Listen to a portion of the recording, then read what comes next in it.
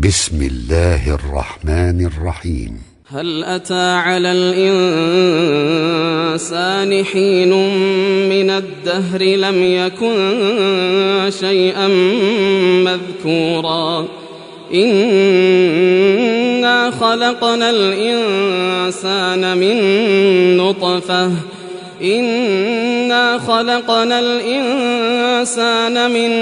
نطفة أمشاج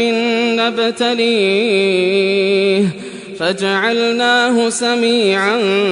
بصيرا إنا هديناه السبيل إما شاكرا وإما كفورا إنا أعتدنا للكافرين سلاسل وأغلالا وسعيرا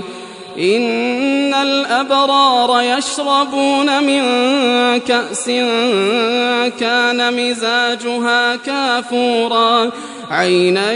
يشرب بها عباد الله يفجرونها تفجيرا يوفون بالنذر ويخافون يوما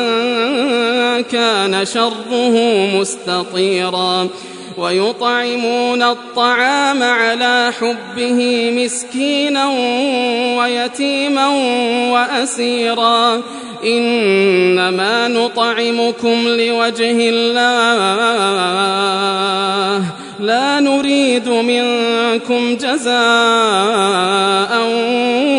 ولا شكورا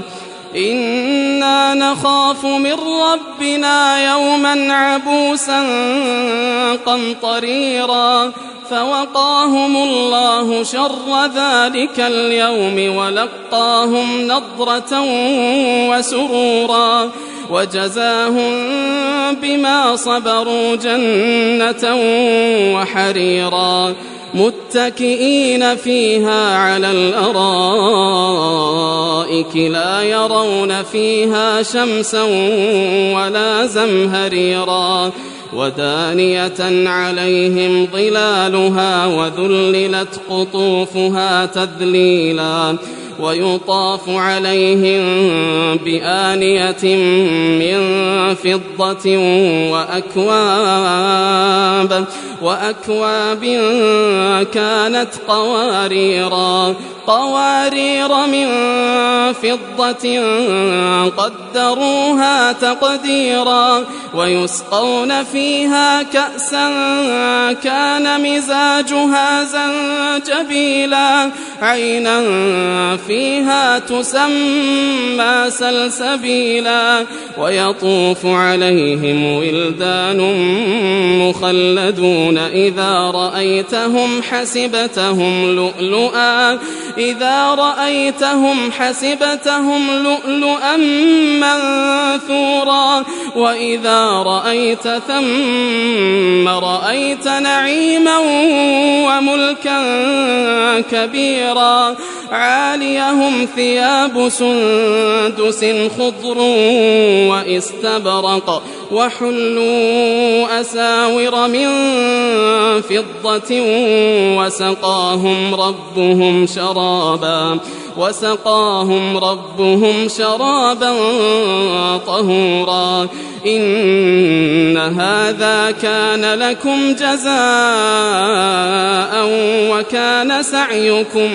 مشكورا إنا نحن نزلنا عليك القرآن تنزيلا فاصبر لحكم ربك ولا تطع منهم آثما أو كفورا واذكر اسم ربك بكرة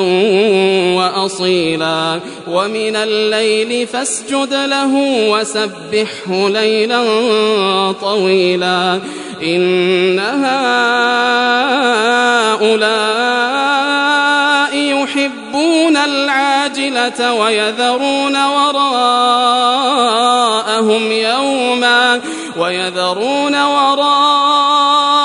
يوما ثقيلا نحن خلقناهم وشددنا أسرهم وإذا شئنا بدلنا أمثالهم تبديلا وإذا شئنا بدلنا